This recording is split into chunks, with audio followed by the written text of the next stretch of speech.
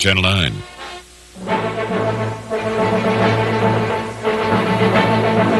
Iraq tightens its hold on embassies in Kuwait as Saddam Hussein warns of columns of bodies if Iraq is attacked.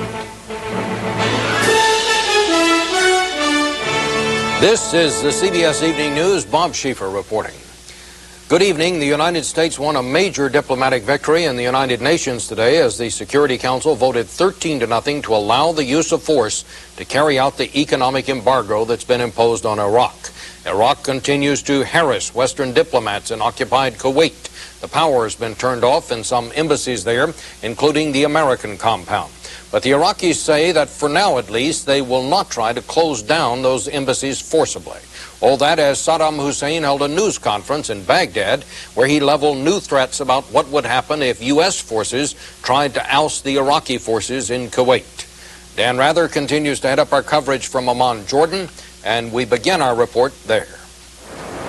Bob, we got another glimpse of what is at least to westernize the strange world of Saddam Hussein tonight as he met with his first Western leader, Austria's President Kurt Waldheim, coming on what was described as a mediation mission. For the Iraqi president, it was an opportunity to issue another chilling message to America. I shall say that whoever collides with Iraq will find in front of him columns of dead bodies which may have a beginning but may not have an end. Waldheim said he was making the trip to help free all the Western hostages, but he returned here to Amman tonight with some 90 Austrian hostages and no one else. For Waldheim, whose Nazi past has already cost him dearly, this was a big risk. The Austrian press criticized him heavily for breaking solidarity with other Western nations. Saddam Hussein called Waldheim a friend, working with him in the service of humanity, and, quote, an especially fair politician. Bob? Dan will be back with more from there in just a minute, but we want to turn now to Mark Phillips at the State Department, who has more about U.S. Ambassador Nathaniel Howell and the skeleton staff that's still manning the U.S. Embassy in Kuwait. Mark? Bob, for a while this morning, it looked as if the heat was finally going to be turned down in the embassy showdown in Kuwait City. The Kuwaitis had said overnight that they would not use force to try to remove the American or other foreign diplomats who were still there. But just as it seemed the heat would be turned down, the power was turned off, and then the water. The American embassy in Kuwait has been operating on emergency generators service. Officials here won't say just how much fuel might be on hand to keep those generators going. There's also known to be stocks of food and water, but again, we don't know how much.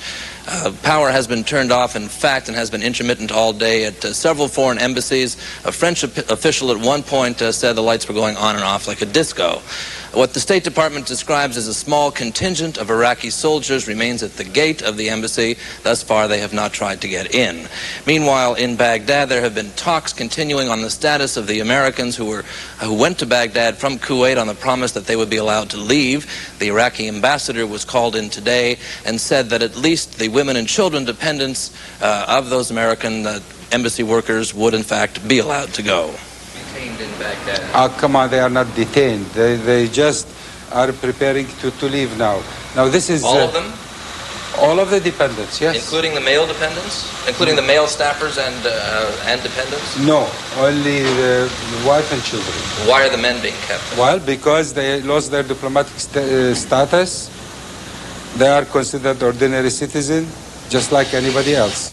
Some characteristic logic there. One final note, Americans in Kuwait are being warned by VOA radio broadcast not to try to go to the embassy. They're being told to try to keep in touch by telephone. Bob? Thank you, Mark. The president continued to monitor the situation from his vacation home in Kennebunkport, Maine, and for the latest there, we go to Jacqueline Adams. President Bush spent the morning fishing in a rainstorm. He left it to his aides to express pleasure about the United Nations vote early this morning authorizing the use of force to carry out the economic naval blockade against Iraq. I think what we're facing right now is the world against Iraq. We have had resolution after resolution by the Security Council acting in the name of the world community.